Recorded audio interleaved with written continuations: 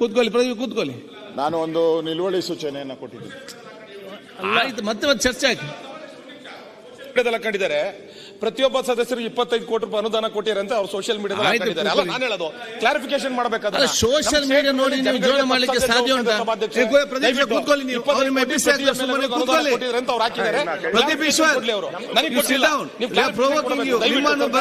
ಕೂತ್ಕೊಳ್ಳಿ. ಕೊಡಿಸ್ಬೇಕು. ಯಾಕೆ ಸೋಷಿಯಲ್ ಮೀಡಿಯಾದಲ್ಲಿ 25 ಕೋಟಿ ರೂಪಾಯಿ ಅನುದಾನ ಕೇಳ್ತಾರೆ, ದಯವಿಟ್ಟು ಕೊಡ್ಲಿ.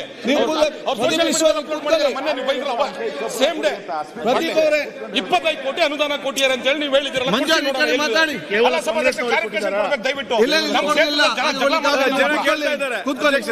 ಹಾಗೆಲ್ಲ ಕೊಡ್ಲಿಕ್ಕೆ ಆಗುದಿಲ್ಲ. ಇದು ಚಿತ್ರ ಮಾರ್ಕೆಟ್ ಅಲ್ಲ. ನಾನು ಸೋಷಿಯಲ್ ಮೀಡಿಯಾದಲ್ಲಿ ಬೇರೆ ನೀವು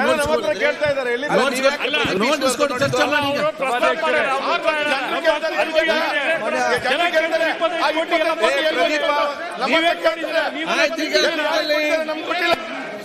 ಕ್ಷೇತ್ರಕ್ಕೆ ಬಂದಿಲ್ಲ. ಈಗ ಮಾನ್ಯ ಪ್ರತಿಪಕ್ಷ ನಾಯಕರು ತಾವು ಒಂದು ಪ್ರತಿಪಕ್ಷ ಅಲ್ಲ, ನೀವೇ ಪ್ರದೀಪ್ ಈಶ್ವರ್ ನೋಡೋದು ನನ್ನ ಮೇಲೆ ಪ್ರೀತಿ. ಕೂತ್ಕೊಳ್ಳಿಯಪ್ಪ. ಅಲ್ಲ ಅಧ್ಯಕ್ಷರೇ, ನಾವು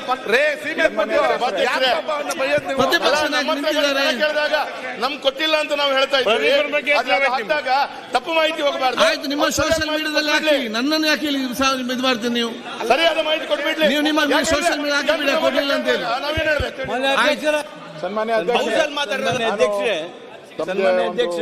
ನಿಲುವಳಿ ಸೂಚನೆಯನ್ನ ಈ ವಿಷಯ ತಾವು ಮುಂದುವರಿಸಿದ್ರೆ, ಯಾಕಂದ್ರೆ ಸನ್ಮಾನ್ಯ ವಿರೋಧ ಪಕ್ಷದ ನೀವು ಸ್ವಲ್ಪ ನಿಯಮವನ್ನು ಕಲಿತು ಮತ್ತೆ ಮಾತಾಡಿ. ಸ್ವಲ್ಪ ಕೂತ್ಕೊಳ್ಳಿ. ಈಗ ಮಾಡಿದ್ದಾರೆ. ಒಂದು ಸ್ವಲ್ಪ ಕೂತ್ಕೊಳ್ಳಿ. ನೀವು ಕೂತ್ಕೊಳ್ಳಿ. ಈಗ ಮಾತಾಡಿ. ಬಹಳ ಮುಖ್ಯ. ಆಯ್ತಪ್ಪ, ರೂಲ್ಸ್ ಸ್ವಲ್ಪ ಓದಿ ಬನ್ನಿ, ಮತ್ತೆ ಮಾತಾಡಿ. ಕೂತ್ಕೊಳ್ಳಿ. ಭಾವನೆಗಳನ್ನ ವ್ಯಕ್ತ ಮಾಡಿದ್ದಾರೆ.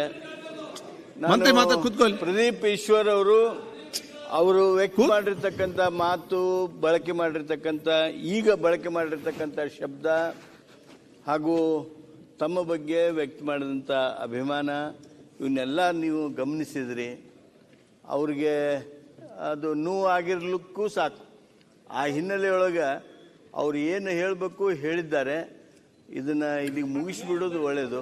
ಅದಕ್ಕೆ ಮತ್ತೆ ನೀವು ಅವರು ಅಲ್ಲಿ ಸೋಷಿಯಲ್ ಮೀಡಿಯಾದಲ್ಲಿ ಹಾಕಿದ್ದಾರೆ, ಇದಕ್ಕೆ ಸಂಬಂಧ ಹಚ್ಚಿ ನೀವು ಗಲಾಟೆ ಮಾಡಿ ಮತ್ತಿದ್ರ ಮುಂದೆ ತೊಗೊಂಡು ಹೋಗೋದು ಅಷ್ಟು ವಿಹಿತ ಆಗ್ಲಿಕ್ಕಿಲ್ಲ. ಅಲ್ಲ, ಗಲಾಟೆ ಅಲ್ಲ,